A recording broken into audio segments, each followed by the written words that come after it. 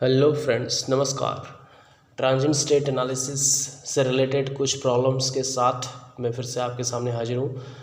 एक दो छोटे छोटे प्रॉब्लम देखेंगे जो एक्चुअल एग्ज़ाम में आए हुए क्वेश्चंस हैं। इंजीनियरिंग सर्विसेज एग्जामिनेशन 2019 में आया हुआ एक सवाल है। इसके अलावा एक और सवाल मैं बताऊँगा आपको, काफ़ी टिपिकल प्रॉब्लम है। हम इसको सॉल्व करेंगे और काफ़ी कॉन्सेप्ट का जो क्लैरिटी है, जो ट्रांसपेरेंसी है, वो यहाँ पे मिलेगा हमें।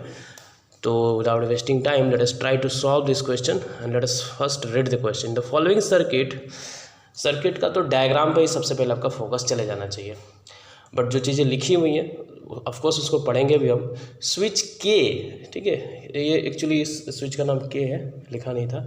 स्विच के है, बस कुछ भी नाम दे सकता है इसको। थ्रोन का मतलब अपना मर्जी है, लिटरेचर है, जैसे लिखना चाहे।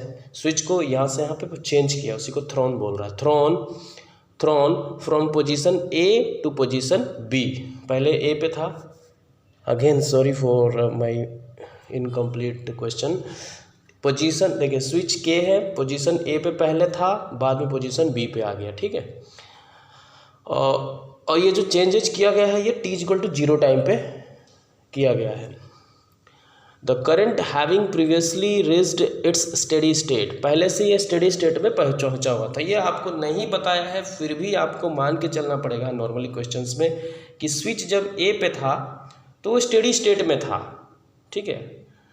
और स्टेडी स्टेट में वो स्थिति थी, उसके बाद आराम से फिर इसको पोजीशन नंबर बी पे लाया गया है, ठीक है। तो इवन इफ इट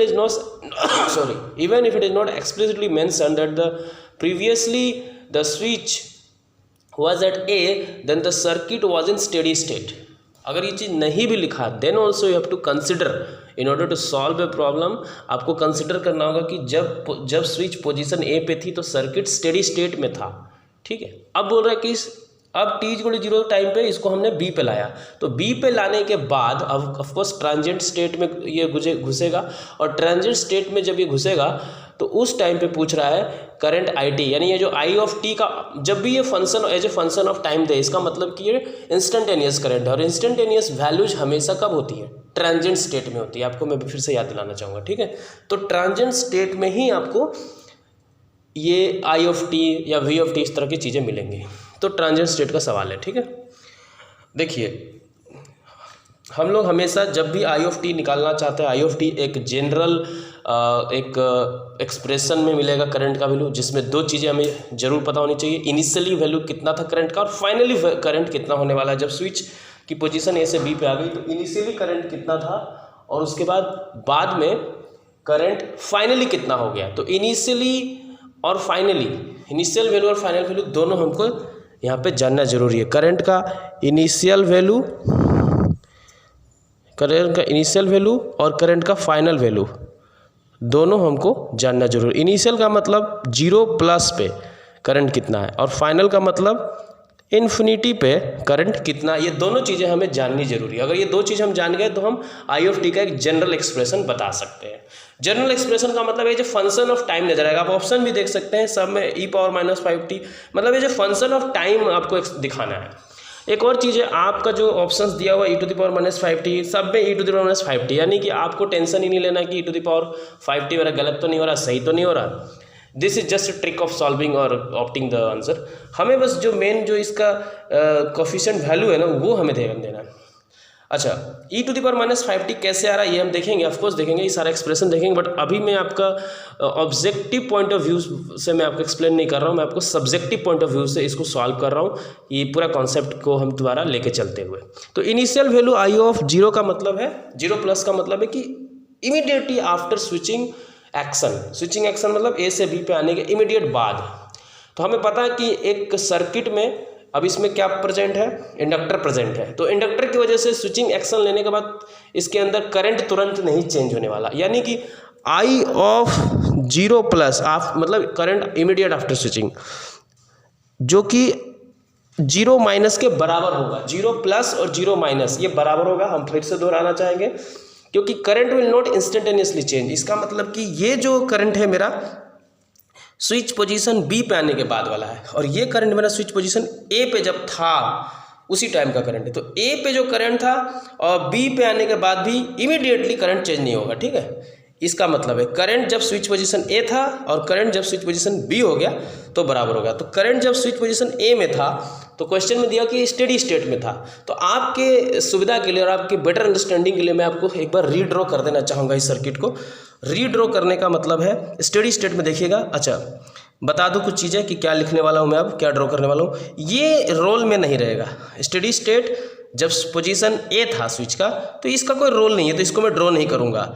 और एक चीज़, ये जो इंडक्टर है 2 हेनरी का, ये ऑब्वियसली शॉर्ट सर्किट की तरह उस टाइम पे काम कर रहा होगा। कब? जब वो स्टेडी स्टेट में रहा होगा, क्योंकि स्टेडी स्टेट में inductor acts as short circuit. तो मैं similar thing I am going to draw here. Position A जरूर ड्रॉ करूँगा। उसके बाद 5 वोल्ट की बैटरी भी जरूर रहेगी यहाँ पे, नो डाउट। उसके बाद पोजीशन, ये जो स्विच है कनेक्टेड है, 5 ओम का रेजिस्टेंस भी जरूर दिखाऊंगा। उसके बाद ये जो इंडक्टर है इसको मैं दिखाऊंगा एज ए शॉर्ट, एससी मतलब शॉर्ट सर्किट दिखा दूंगा। मैं बार बार एससी लिखता हूँ ताकि ये दिमाग में हमेशा घूमता रहे। उसके बाद ये हो गया this, similar to this will look my this circuit when it was connected at A at steady state. Of course steady state, मुझे बार बार बोलने की जरूरत नहीं है, स्टेडी स्टेट है, ठीक है। स्टेडी स्टेट में शॉर्ट सर्किट है। तो इसमें आई जो होगा वो 0 माइनस का करंट, मतलब ऑब्वियसली स्विचिंग एक्शन से पहले का जो करंट था वो 0 माइनस का करंट होगा। उसकी वैल्यू कुछ नहीं होगी बल्कि 0 माइनस, बल्कि सिंपली वोल्टेज और रेजिस्टेंस, 5 वोल्ट का वोल्टेज है और 5 ओम का रेजिस्टेंस है, तो 1 एम्प का करंट इसमें फ्लो हो रहा होगा। तो आई ऑफ 0 की वैल्यू 1 एम्पियर होगी, तो आई ऑफ 0 प्लस की वैल्यू भी 1 एम्पियर होगी, इसमें कोई डाउट नहीं है। इट्स क्वाइट सिंपल, ठीक है, इट्स क्वाइट सिंपल। अब हम देखेंगे आई इन्फिनिटी पे। आई इन्फिनिटी यानी कि स्विचिंग जब, मतलब कहने का मतलब है स्टेडी स्टेट में आने के बाद, steady state when switch is at B, switch position जब बी पे आ गया, स्विचिंग पोजीशन जब बी पे आ गया, तब सर्किट स्टेडी स्टेट में कैसा दिखने वाला है, ठीक है। अब स्टेडी स्टेट देखते हैं कैसा होने वाला। अभी भी 5 वोल्ट अब नहीं रहेगा सर्किट में, 5 वोल्ट नहीं रहेगा। मेरा ये जो रेजिस्टेंस है ये यहाँ से स्विच इधर आ गया, यानी बी के पास आ गया, और बी से मेरा कुछ नहीं है, कोई सप्लाई नहीं लगा है, बस 5 ओम का एक रेजिस्टेंस लगा है, ये 5 ओम ऑलरेडी है। Now this is again steady state, so this inductor will again fall into steady state. तो ठीक है, तो इस केस में स्टेडी स्टेट में आपको क्या लग रहा है कि कोई करंट होगा? कोई करंट नहीं होगा, ठीक है। इसमें जो आई ऑफ इन्फिनिटी होगा will become 0। So finally my I infinity will be 0 ampere, ठीक है। तो this is initial current, this is final current. So एक जनरल एक्सप्रेशन हमें पता होता है कि I of t is equal to final current plus initial minus final current into E to the power t divided by tau. मैं direct लिखना चाहता हूँ, ज़्यादा समय नहीं लूँगा क्योंकि ऑब्जेक्टिव सवाल अगर हम बनाते हैं। टाउ की वैल्यू क्या होगी? इस सर्किट को देखिए, स्टेडी स्टेट में जो हमारा टाइम कांस्टेंट होगा, इंडक्टर की वैल्यू ऑफकोर्स हम लेंगे, शॉर्ट सर्किट का मतलब है कि इंडक्टर की वैल्यू हम नहीं लेंगे, इंडक्टर की वैल्यू लेंगे, और जो भी पूरे सर्किट में जो भी इंडक्टर है, जो भी रेजिस्टेंस है, तो टोटल रेजिस्टेंस जो है, टोटल इंडक्टेंस है 2 हेनरी का, और टोटल रेजिस्टेंस है 5 + 5 सीरीज में कनेक्ट हो जाएगा। देख लीजिए 5 + 5 10 ओम, तो 10 ओम, 2/5 मतलब 2 मतलब 1/5, तो 1/5 सेकेंड का इसका टाइम कांस्टेंट होगा। और ये जो 1/5 है वो यहाँ 1/5 लिखने का मतलब, चलो एक बार लिख देता हूँ मैं। तो ये इसको सिंप्लीफाई करेंगे, इसको मैं इधर लेके चलता हूँ सिंप्लीफाई करने के लिए। I of t will become equal to 0 तो 0 रहेगा, ये 1 - 0 मतलब 1, so 1 will become 1, so e to the power -5t, this is the answer. Simply e to the power -5t, that is option D is the answer. I hope आपको काफ़ी अच्छे से समझ में आया होगा। तो ये बहुत इंपॉर्टेंट प्रॉब्लम है, टिपिकल प्रॉब्लम है, जिससे आप काफ़ी चीज़ें आपको क्लियर हो सकती है। दूसरा प्रॉब्लम हम देखेंगे, देखने में आपको काफ़ी बड़ा टाइप लग रहा है, लेकिन it's a very small and simple problem, but इसमें एक थोड़ा सा हल्का सा एक स्टेप अहेड है, थोड़ा सा कॉन्सेप्ट, इसलिए मैं इसको लिया हूँ। दिस ऑल्सो एग्ज़ाम ESE 2019 का ही प्रॉब्लम है, ये अलग साल का नहीं है, सेम ईयर का प्रॉब्लम है। Consider the following RC circuit, of course RC circuit है ये, वो होता है LC सर्किट, पिछला क्वेश्चन जो हमारा था। इंडक्टर था, यहाँ पे कैपेसिटर है। तो capacitor has an initial charge of Q not such that it opposes the charging current. Language कुछ आपको लग रहा होगा कि क्या लिखा है, बहुत सिंपल सी बात है इलेक्ट्रिकल सेंस में। ये जो कैपेसिटर है इसके पास कुछ चार्ज है पहले से, ठीक है, चार्ज है। अब मैं बताता हूँ इस चार्ज के बताने का मतलब क्या है। एक दूसरा बात लिखा हुआ है कि such that it opposes the charging current, ठीक है। जैसे ही ये स्विच ऑन करेंगे हम तो यहाँ से इसको ई का मतलब यहाँ पे EMF मतलब बैटरी कनेक्ट हो जाएगा। जैसे ही बैटरी कनेक्ट होगा तो इसके साथ करंट फ्लो होना शुरू हो जाएगा। लेकिन ये जो लाइन लिखा है अपोजेस द चार्जिंग करंट, हालांकि सवाल को सॉल्व करने के लिए इसका बहुत ज़्यादा रोल नहीं है, still we must understand each and every word of the question just in order to understand the words of the question के शब्दों को समझने के लिए बताना चाहूँगा कि इसका मतलब ये है कि देखिए, जब भी कैपेसिटर अगर फुल्ली डिस्चार्ज रहता, पूरी तरह से अनचार्ज रहता, तो करंट इसमें धीरे धीरे बढ़ता। लेकिन पहले ही से कैपेसिटर अगर कोई चार्ज है तो करंट चार्ज होने के बाद जैसे ही कैपेसिटर पूरी तरह से चार्जअप हो जाता है, उसकी करंट धीरे धीरे घटने लगती है और लास्ट में करंट खत्म हो जाता है, करंट जीरो हो जाता है। क्योंकि ठीक है, फुल्ली चार्ज हो जाएगा तो करंट जीरो हो जाएगा, फुल्ली चार्जअप हो जाएगा तो करंट जीरो हो जाएगा, ठीक है। तो इसीलिए बोल रहा है कि करंट को अपोज कर रहा है, ठीक है। बाकी ट्रांजिएंट स्टेट का एक क्वेश्चन है, इसको ध्यान से समझिए। देखिए, बोल रहा है कि इस कैपेसिटर का जो इनिशियल चार्ज है वो क्यू नॉट है, मतलब कि जब स्विच ऑफ था, जब स्विच कनेक्टेड नहीं था तो पहले से कुछ चार्ज था, इसमें क्यू नॉट चार्ज था। इस क्यू नॉट चार्ज के साथ इस कैपेसिटर को हमने कनेक्ट कर रहे हैं, हम ओपन से क्लोज कर रहे हैं, मतलब स्विच को ऑन कर रहे हैं, सर्किट को ऑन कर रहे हैं। तो please mind and understand this point कि पहले ही से चार्ज है तो अब हम इसको एज ए शॉर्ट सर्किट नहीं ट्रीट करेंगे शुरू में। पहले ही से अनचार्ज रहता तो हम इसको शॉर्ट सर्किट मान के चलते, लेकिन it is no more short circuit in this particular question, ठीक है। पहले ही से चार्ज किया हुआ कैपेसिटर लगा रहे हैं हम। अच्छा, क्यू नॉट चार्ज से हमको चार्ज से कोई मतलब नहीं। देखिए, हम जानते हैं इन कैपेसिटर के पास, ठीक है, Q/V, ये तो हमको याद होगा बचपन से कि कैपेसिटर का रिलेशन क्या होता है चार्ज और वोल्टेज के साथ। तो बेसिकली हमें यहाँ पे क्यू नॉट दे करके कुछ और बोलना नहीं चाहता, एक्सप्रेशन को थोड़ा लेंदी करने के लिए। क्यू नॉट की वजह से एक्सप्रेशन आपको ऑप्शन वाले लेंदी दिख रहे होंगे, बट क्यू नॉट का मतलब कुछ और नहीं है। हम लेंगे क्यू नॉट का मतलब CV, क्यू नॉट मतलब CV, तो V मतलब हो जाएगा क्यू नॉट बाई सी। मतलब बेसिकली हमको यहाँ के वोल्टेज से मतलब है, हमको यहाँ के वोल्टेज से जो करंट इसमें फ्लो होने वाला है। देखिए, क्वेश्चन लास्ट में पूछा the response of the circuit I/t, मतलब I/t यानी कि करंट के बारे में पूछ रहा है, ठीक है। तो ये जो कैपेसिटर है उसका चार्ज क्यू नॉट है, तो इसका वोल्टेज कितना होगा, क्यू नॉट डिवाइडेड बाई सी। हमको इस बात से मतलब है, हमको वोल्टेज से मतलब है, क्योंकि जो करंट फ्लो होने वाला है हम जानते हैं ओम का नियम, बस सिंपल लगाऊंगा मैं क्वेश्चन। ओम का नियम कहता है कि करंट बराबर पोटेंशियल डिफरेंस बाय रेजिस्टेंस। जैसे ही सर्किट ऑन होगा इसमें करंट स्टार्ट हो जाएगा, ठीक है। करंट स्टार्ट होने का मतलब है कि this voltage minus this voltage by resistance, this voltage minus this voltage by resistance का करंट फ्लो होगा। तो शुरू में, एकदम शुरू में जैसे ही सर्किट कनेक्ट होने वाली है, जैसे ही स्विच ऑन होने वाला है, तो जैसे ही सर्किट कनेक्ट होने वाला वैसे ही I प्लस पे, यानी कि इनिशियल करंट, एकदम इमीडिएट इनिशियल करंट जो होने वाला है वो है E माइनस मतलब यहाँ का वोल्टेज माइनस यहाँ का वोल्टेज, ठीक है। क्योंकि यहाँ पे इनिशियली कुछ तो वोल्टेज है, जैसे ही कनेक्ट करेंगे स्विच यहाँ का कुछ वोल्टेज होगा, और वो वोल्टेज होगा ये क्यू नॉट बाई सी, ठीक है, डिवाइडेड बाई रेजिस्टेंस, ठीक है। सिंपल है, ये वोल्टेज है, ये भी वोल्टेज है, ये वोल्टेज है, ये भी वोल्टेज है, voltage minus voltage by R। तो बस इनिशियल करंट यही है, इनिशियल करंट मतलब I0